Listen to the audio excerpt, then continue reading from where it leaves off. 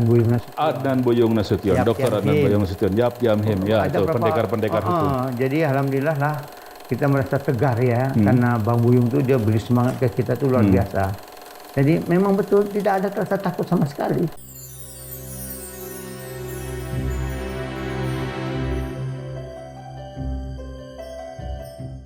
Ya, kembali di Menolak Lupa, kita masih membahas tentang segala hal yang menjadi persoalan masa lalu Indonesia yang sepertinya masih harus diselesaikan. Saya Hardi Hermawan, masih bersama dengan Nizar Dahlan, aktivis mahasiswa 7778, mantan anggota DPR, politisi Partai Persatuan Pembangunan. Jadi 11 bulan menjalani penahanan di rumah tahanan militer Guntur, lalu di kompleks militer Batalion 202 Tajimalela, yang waktu itu belum sepenuhnya jadi, lalu kemudian disebut secara populer sebagai Kampus Kuning, karena kaleng seng pagarnya dan atap-atapnya dicat warna kuning.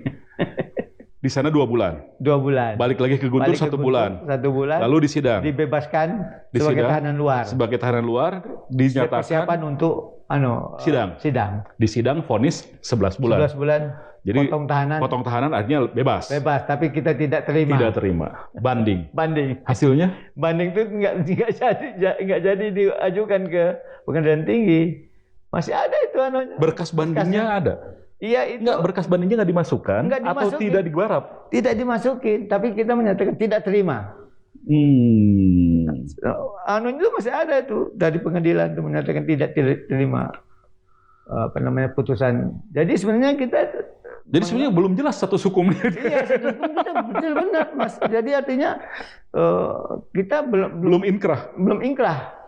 Cuma nggak sempat disampaikan ke Pengadilan Negeri Pengadilan Tinggi. Nggak tahu tuh gimana ceritanya. Ya, kedaluarsa akhirnya ya sudah waktu itu. Iya. 11 bulan Anda jadi narapidana politik. Iya, narapidana politik. Apa yang didapat dari narapidana politik ini selain ular tadi? Banyak yang saya dapatkan. Saya bertemu dengan aktivis-aktivis mahasiswa yang saya anggap juga punya level ya. Rata-rata itu kan ketua Dewan Mahasiswa, ketua Senat Mahasiswa. Dan setelah itu pun masih jadi aktivis? Setelah itu masih aktivis dan malah sampai sekarang kita masih berkumpul. Oke. Jadi saya mendapatkan hikmah ketemu dengan orang-orang pintar. Dan alhamdulillah saya ikut jadi pintar jadi. Ketemu apa lagi di sana? Nah, terus yang paling utama sama saya itu saya betul-betul belajar politik jadi. Belajar politik sehingga saya terjun ke politik. Sehingga ketika reformasi anak-anak Masyumi berkumpul membuat partai. Ya. Ntar dulu, Anda itu berarti pada waktu divonis 11 bulan itu tahun 79 artinya udah masuk. 78 akhir. 78 akhir. Iya. Sidangnya 78 akhir. Iya, iya. Berarti kita kan umur masih 25, 26 itu ya. Iya, waduh. 26. Masih muda banget. Bujangan itu. Bujangan. Oke. Setelah bebas itu baru saya menikah dengan cucunya Kiai Haji Nur Ali itu. Yang saya ketemu di berapa bulan setelah bebas? Berapa lama menikah. Setelah bebas? Jadi setelah saya bebas itu kan heboh nih. Namanya dunia mahasiswa segala macam, termasuk pesantren-pesantren. Jadi engkong Kiai Haji Nur Ali minta sama cucunya Nurjana, udah tuh ajak Nizar. Tar dulu, kok bisa kenal? Saya kenalkan di Guntur. Nurjana Somad itu ya, dia kan juga punya adat teman dari Yayan yang ditahan. Dia kuliah di IAIN, Syarif Hidayat itu loh. Iya.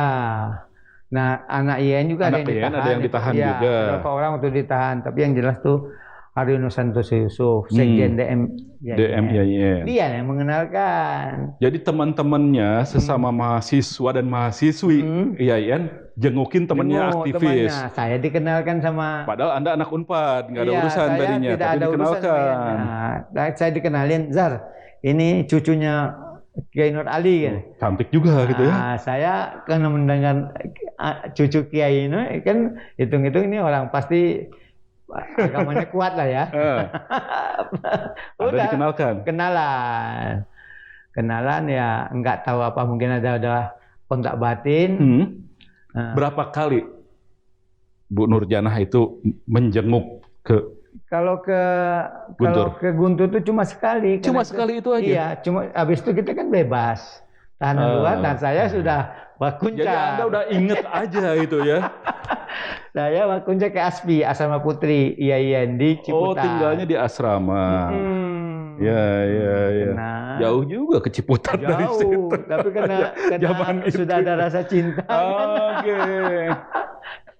Kiai cucu Kiai Nur Ali. Iya. Kiai Singanya Bekasi Waduh, itu. kan Sekarang jadi nama jalan di antum Bekasi. kan tahu Kiai Nur Ali itu pahlawan Iya, nasional. pahlawan nasional. Tokoh Masumi, Tokoh perlawanan. Betawi. Iya, jadi sangat karismatik. Iya, itu perjuangan Sehingga kemerdekaan terlibat beliau. Ketika saya diminta, Nur bilang, Bang, engkau minta supaya datang ke pesantren. Ke Bekasi sana? Iya, untuk silaturahmi. Jadi kan jalannya masih jelek tuh. Iya, rawa semua. Jalannya masih berbatu-batu, ya karena Kong Kiai yang minta, saya datanglah ke sana. Silaturahmi, ini cerita silaturahmi ini. Dia cerita tentang forum anti komunis Cirebon. Oke. Kong Kiai ini, dia bilang forum anti komunis Cirebon tuh ada yang namanya juga Kiai Haji Ihsan Sari. Dia bilang, Kong, itu kakek saya bilang. Kok kaget ya? Kiai Isa Ansari yang Singapodiumnya Masumi dan sempat masuk penjara kan? Iya. Sama Bung Karno dimasukin penjara karena dianggap dah apa itu. Jadi kaget dia. Engkong kaget. Saudara, cucunya Ihsan Sari. Iya, besok saya nikahkan katanya. Ya Allah ya Tuhan, saya bilang. Kaget saya. Besok saudara saya besok nikahkan. Juga maksudnya? Iya. Jadi kami besok harfiah besok. Saya di Kamis datang Jumat. Iya. Nikah. Saya kan nggak punya persiapan apa-apa. Yang namanya Kong Kiai yang ini mahasiswa baru lolos tahanan ini. Nggak punya apa-apa. Yeah. Ya Allah ya Tuhan. Saya ingat betul itu, Mas. Ya, jadi saya pulang ke Pasar Rumput. Saya beli kopiah di kaki lima di Pasar Rumput.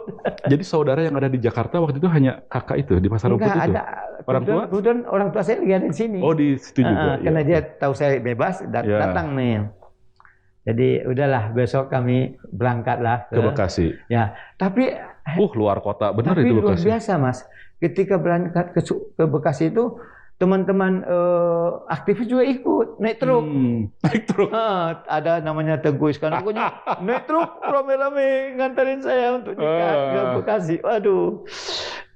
Jadi nikah di sana dapat salam tempel. Ampau, kita nggak punya duit. Udah dihitung-hitung ada 60.000. Waktu itu cukup banyak 60.000, Mas. Iya. Yang pegang kan istri nih. Nah, Bang, ini gimana nih, Bang? Ya kan, dia kan nggak boleh lagi tinggal di asrama. Sudah menikah. Kena menikah. Ya adalah, uang ini kita cari kontrakan deh. Carilah di Ciputat itu. Dekat kampusnya. Dekat kampus. Dapatlah rumah kotak, Mas. Rumah kotak. Kita bayarkan 30.000. Oke. Sebagai DP gitu ya. Yang 30.000 lagi beli alat-alat alat rumah tangga segala macam, sangat terbatas. Nah, saya belum apa-apa tuh, Mas.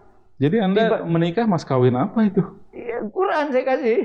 Saya punya Quran. Satu itu aja? Iya, itulah milik saya. Saya kasihkan. Sampai saya masih simpan terus. Nggak ada apa-apa, Mas. Duit nggak punya, benar-benar nggak punya. Tapi lillahi Allah saya. Nah, seminggu saya kawin, ada teman yang ngasih tahu, Zar, itu Badan Tenaga Atom butuh tenaga geologi katanya. Wah, kan dekat itu di Jumat. Iya, saya samperin, bawa lamaran lah ya. Baik, lamaran ada 27 orang yang melamar. Yang mau terima. Anda belum lulus kan sebagai mahasiswa? Iya, tapi saya udah di wisuda, tapi saya nggak ikut wisuda. Oke. Udah lulus saya. Udah lulus ya. Cuma ya saya lupa tadi cerita, saya sudah di wisuda, tapi waktu di wisuda waktu masih dalam penjara. Ini nggak ikut. Jadi udah punya legalitas ijazah. Pergilah saya ke Batam nih, ke Dokter Survei Geologi namanya. Pertama yang dipanggil saya, Dahlan masuk saya. Jadi tim penerima itu namanya Simon Manurung. Sampai dia bilang, kamu aktivis mahasiswa ya, katanya. Ya Pak. Yang kemarin masuk Guntur ya, katanya. Ternyata dia bekas Dewan Mahasiswa ITB. Oh. Anak buahnya si Ari Hamadi. Oh, Mas Heri. Ya. Oke, katanya. Kamu nggak usah dites, masuk, katanya. Langsung karyawan. Nggak sampai 15 menit, Mas. Saya keluar, terus orang-orang di luar mana? Bertanya-tanya, loh kok cepat banget? Saya bilang, ya nggak tahu, saya bilang, saya gituin aja. Nggak mau saya buka cerita di luar. Terimalah saya jadi pegawai di Badan Tenaga Atom Nasional. Direktorat Survei Geologi, karena saya di geologi. Belum sampai seminggu, Mas, disuruh jadi subtim Sumatera Barat. Padahal masih pegawai pegawai. Dia baru masuk ya? Pegawai percobaan. Gaji masih 27.000 itu berapa? Kirim ke Sumatera Barat. Dikirim ke Sumatera Barat. Tetapi sebelum berangkat, Manurung bilang nih, Nizar, ini ada duit 500.000. Pakai untuk urusan di Sumatera Barat. Saya kan nggak pegang duit sama sekali. Dikasih 500.000, wah. Saya bilang, ini gimana ini nanti potongnya?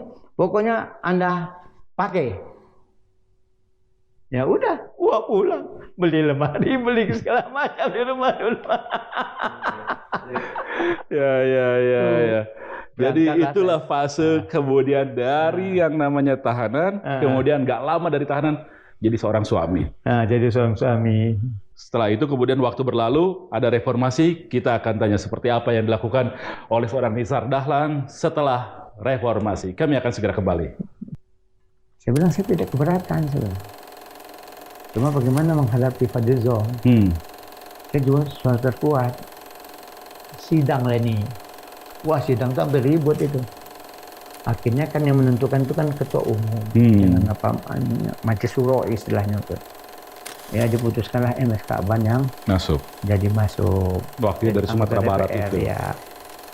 Cuma saya sempat bercanda sama Kak Badban. Lo kembalikan dong suara gue. Saya bilang gitu ya. Bercanda.